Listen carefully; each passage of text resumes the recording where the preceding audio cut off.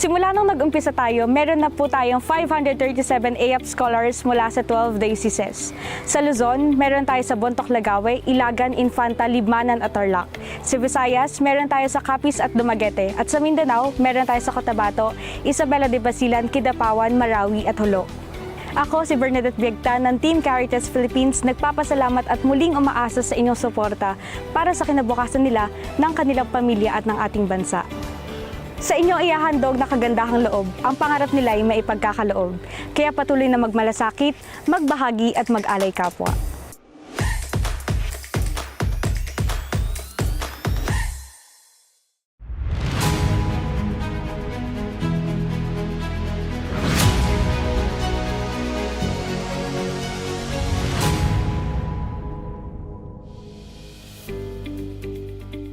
The Alay Kapwa Community Schooling is a program of Caritas Philippines in partnership with Unilab Foundation, Center for Integrated STEM, Diocese of Novaliches, and Magna Anima Teachers College. Our main goal is to provide education, employment, and skills trainings to our out-of-school youth. We aim to give them a better future with this program. Currently, we have 95 students, 48 junior high school, and 49 senior high school. I am Benjamin Custodio of Team Caritas Philippines. We are inviting you to support out-of-school youth through Alay Kapwa Community Schooling.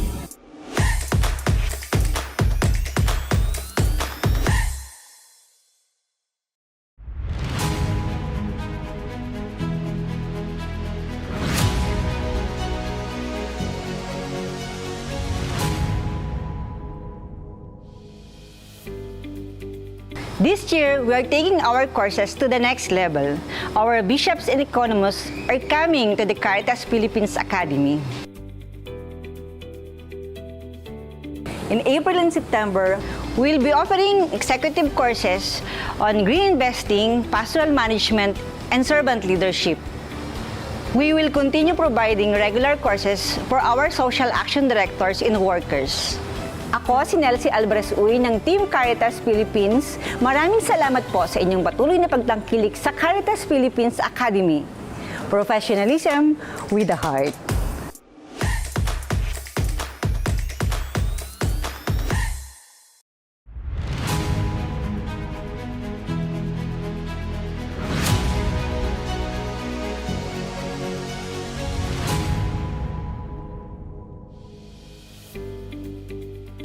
Kumusta na kayo? I'll take this opportunity na magpasalamat sa inyo sa mga suporta na binahagi ninyo sa ating programang Alay sa Katugunan sa Kalamidad.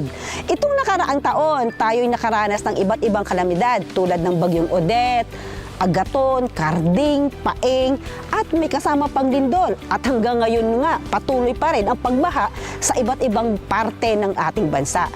Dahil sa inyong suporta, mahigit kalahating milyon na tao ang ating naabutan ng pagkain, pabahay, kabuhayan, mga kasanayan at iba-iba pang pangangailangan ng mga pamilyang naapektuhan ng kalamidad. Muli, maraming salamat sa inyong pagmamalasakit, pakikibahagi at pag-alay kapwa.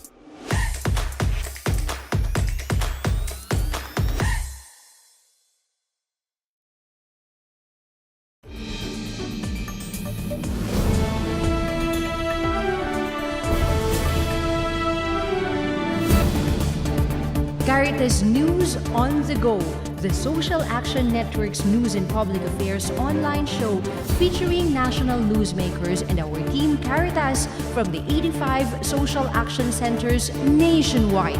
Live at Caritas Philippines social media channels, Fridays 9 to 10 o'clock in the morning. Caritas News on the Go.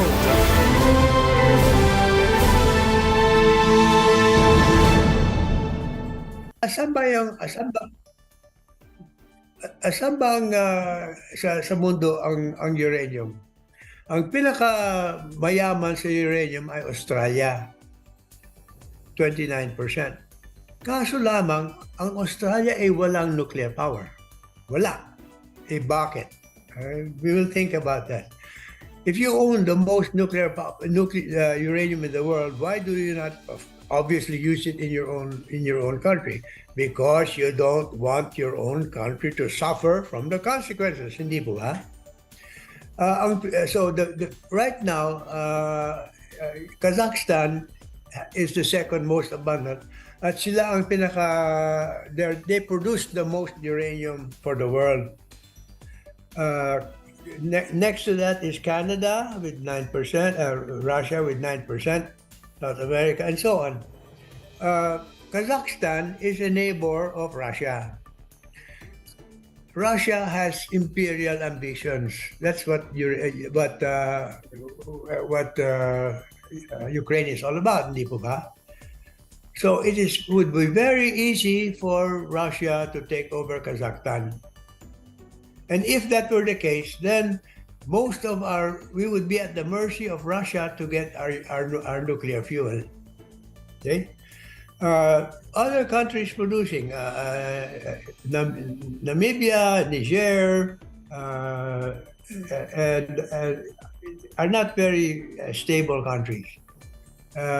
So those are not good sources those are not reliable sources of uranium. In other words, we must more than likely go to Kazakhstan for our nuclear, or to Russia in case Russia takes over Kazakhstan. Ano po? Next.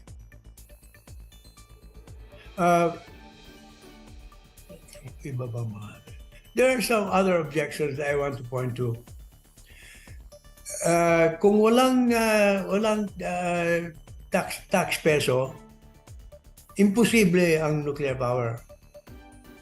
Dahil sa, for example, BNPP was built with taxpayer money. At yung napakalaking utang na nangyari, galing na sa taxpayer peso. O yung unreliable sources, sinabi na natin. So we can probably keep going.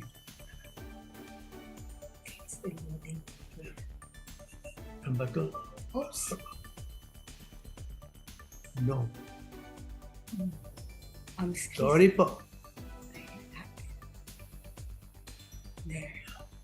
So ito yung Kazakhstan provides 24.6%. Canada 14%, pero yung Canadian uranium goes to other countries, committed to other countries now. Namibia is unstable, Niger is unstable, Uzbekistan is unstable, Ukraine, of course, is very unstable now, no? And so you cannot rely on Kazakhstan to provide you continuing supply of uranium for BNPP. Next.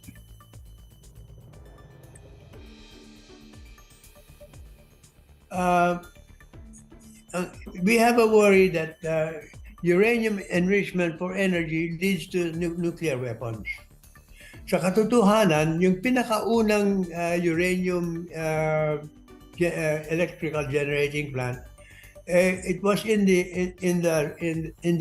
United Kingdom, but it turned out na the production of electricity was only a cover for the production of plutonium. Kasi in the process of using uranium, you generate plutonium, which is used for nuclear weapons. So when they closed down the plant, they said, well, this is the first producer of electricity, but they did not say that the main function of that plant was to make plutonium for weapons. It turns out now, when BP was built, one of the secret objectives was so that the Philippines could make nuclear weapons. That is according to Enrique, first name Enrique. Senator Enrile. Yeah, Senator Enrile. I have to say that I'm not very in good shape now. I'm still suffering from jet lag from coming from here. Ang BNPP, napakasama ang pagkagawa. Nakatayo doon sa tabing dagat dahil sa if workers producing are constructing something and are not honest, the first thing they will seal is cement. The less cement in your concrete, the more easily the air can enter, and the air near the coast contains salt. That salt will go into the building and then will rust the steel bars inside. Nobody has bothered to see the extent to which concrete cancer has been affecting that building. It was very shoddy, and if you want to see the particulars, I'm showing the link to the essay that I wrote regarding that. It's available now. One of the main things that they claim is, in fact, hindi ba, they're saying that it is the best alternative because it does not produce CO2. That is simply not true. And even if you just think about it yourself, you know that's not true. So this is what we call the nuclear cycle. You have to explore to find the uranium ore. You have to mine that uranium ore, and this one is a picture of a pit in Australia that's about 2 kilometers in diameter and a half a kilometer deep. Lahat po ng batong yan was not mined by using nuclear power. It was mined with diesel, right? Okay, so you mine it, you bring it to a mill, kailangan gilingin, and then that requires more diesel and more electricity, and then you have to bring it to a place where you enrich it, and that requires more electricity, and then finally you are generating power. So all of the CO2 that was developed in this first part of the cycle, they don't talk about. They just talk about, when you bring the uranium here, it doesn't produce any CO2. Well, that's not true. The other part is the back part of the cycle is, after you have generated the power, the uranium is still very it's not good, not rich enough to make the power, but there's still plenty of uranium left. So you have to store it safely, and you store it in a pool, typically mga 4 meters deep yung tubig. And then after a while, maybe you can pull them out and store them outside. If one of these things is destroyed either by military, as we are worried about in Ukraine right now, or by an earthquake, this would create a catastrophe that would be far worse than Fukushima. Maniwala po kayo. Anyway, if after it has been in the water for many years, you put it in concrete containers outside. These, of course, are subject to terrorist attacks. You can imagine a suicide plane hitting one of these things and releasing all of that noxious nuclear material.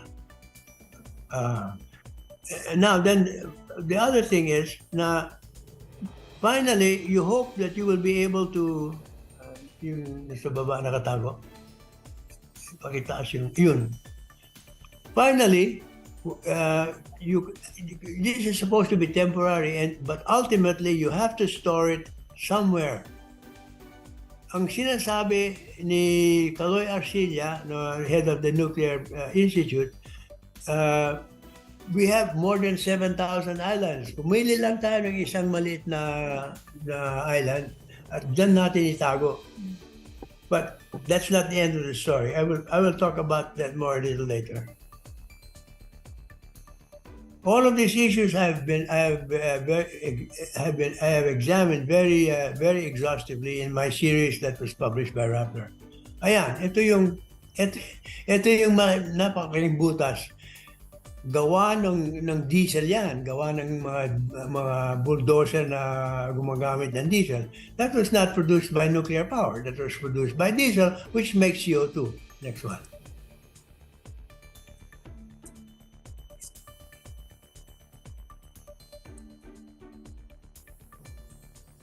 So let us look at this. Bawat taon na umaandar ang Bataan Nuclear Power Plant, kung i-activate nila, nangangailangan ng 100 tons of uranium. Yung uranium na yan ay galing sa mga bato na ang laman nila ng uranium ay mga 0.1%. 0.1%. So, what you need to do is to yung bigat nung batong yan 2,400 kilograms. You would need to make ilan ba? You would I'm not very anyway, let's just say this. You would need about several thousand of these cubes that you would have to mine, and then you would have to crush it, and you would have to extract the uranium. Yung lamang uranium na yan ay yung sa number 2, mga 2.4 kilo lang.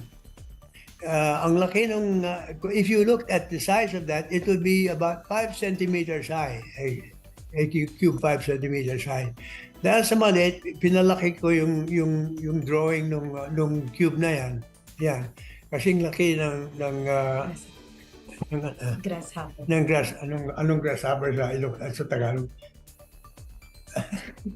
Never mind. Yeah. Okay, so tipaklong.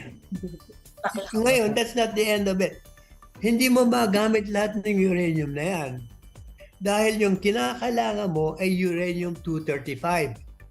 Yung uranium-280, mostly to uranium-280 yan. Hindi maaaring gamiting nuclear fuel yan. The uranium-235 na kinakailangan is only less than 1% of that 5 centimeter cube. Kaya yan, yung pinapakita dito, yung cube na yan, maging halos laki lang ng langaw. Okay. Okay, now, that's just the beginning. Next. What you have to do is you have to separate the uranium-235 from the uranium-238. And what you do is you make a gas with a fluoride gas, and you put it inside a centrifuge. Dahil yung 238 mas mabigat ng konti-konti kaysa U35. So what you do is you spin it in a centrifuge at high speed. Yung mga 235, the 238 will go more toward the sides of the centrifuge because it's a little bit heavier.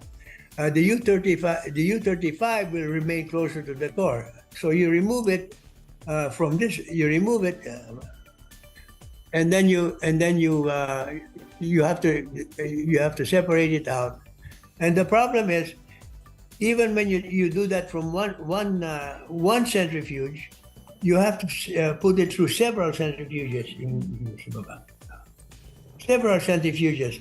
You keep enriching and enriching and enriching. These centrifuges are exceedingly fast. The velocity of spinning is faster than the speed of sound. That takes a lot of electricity to keep going. And you cannot afford to stop the spinning because you will destroy the centrifuge. So these centrifuges have to last for years.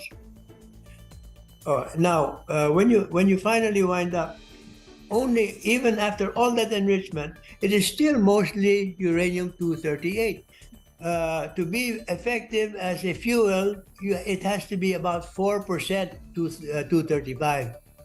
But all of that requires plenty of electricity, and that electricity is generated in the normal way, more than likely by burning coal or burning natural gas.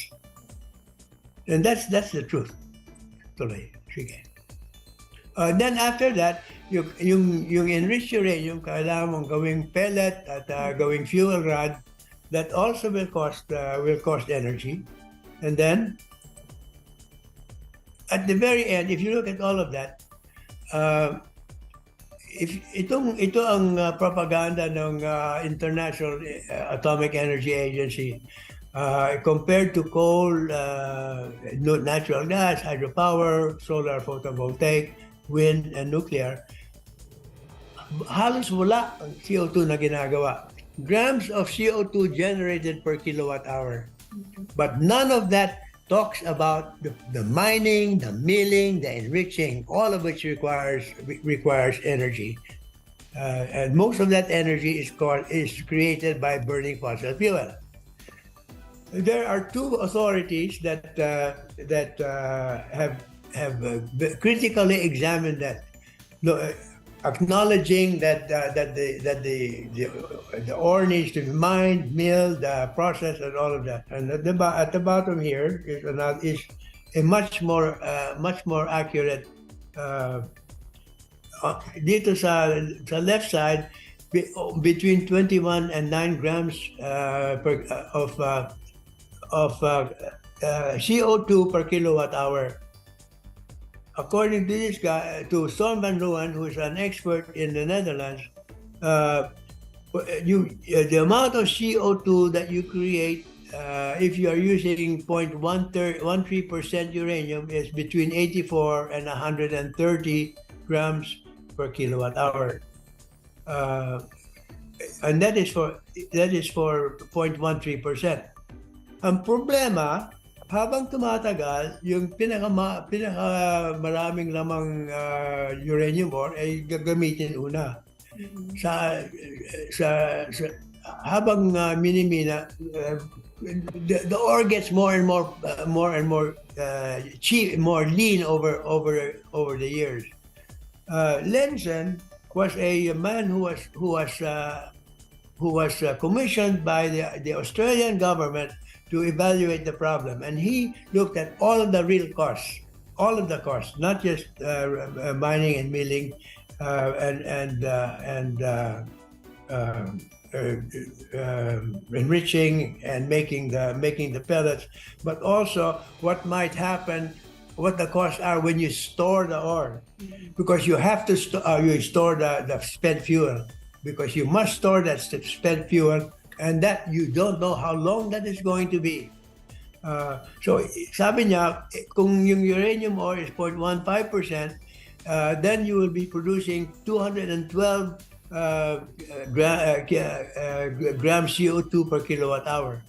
By the time you are reduced to using the poorer ore, so maybe 0.1%, you will be producing 527 grams of CO2 per kilowatt hour.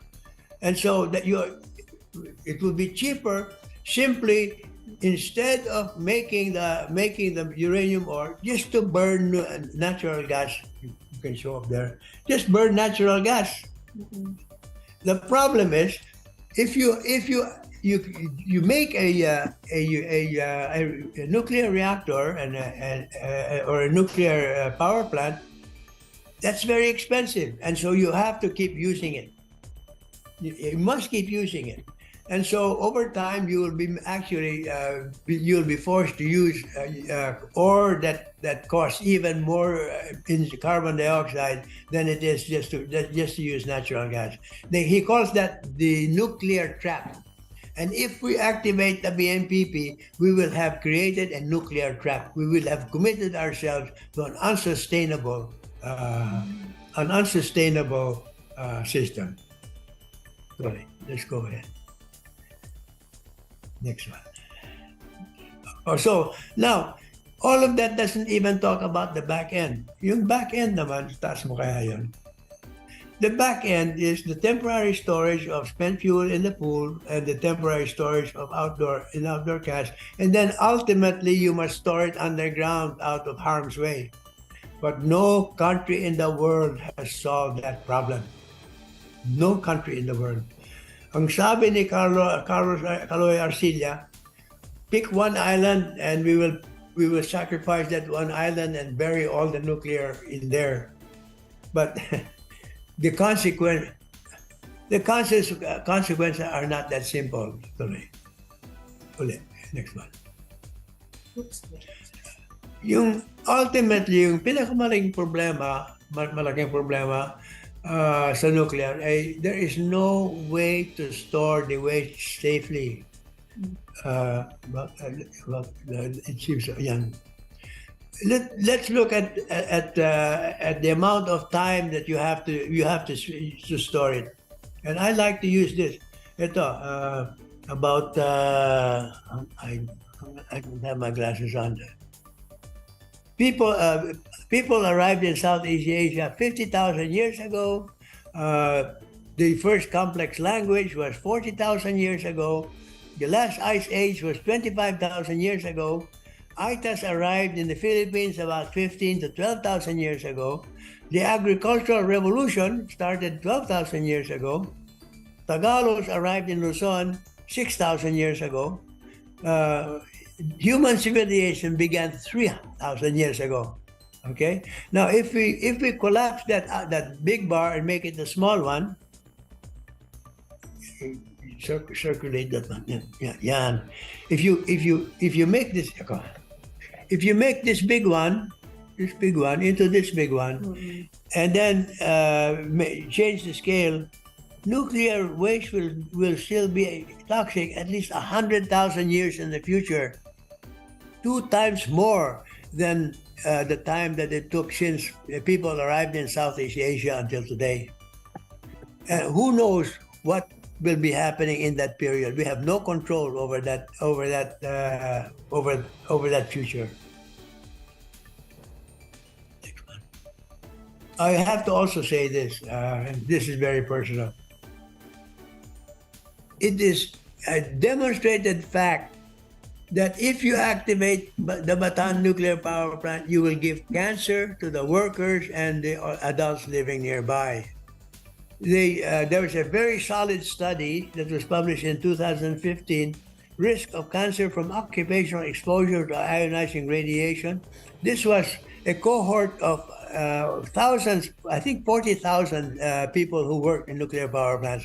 They looked at the incidence of cancer in those people relative to the whole population, and it's very clear that people will absorb radiation from the nuclear power plant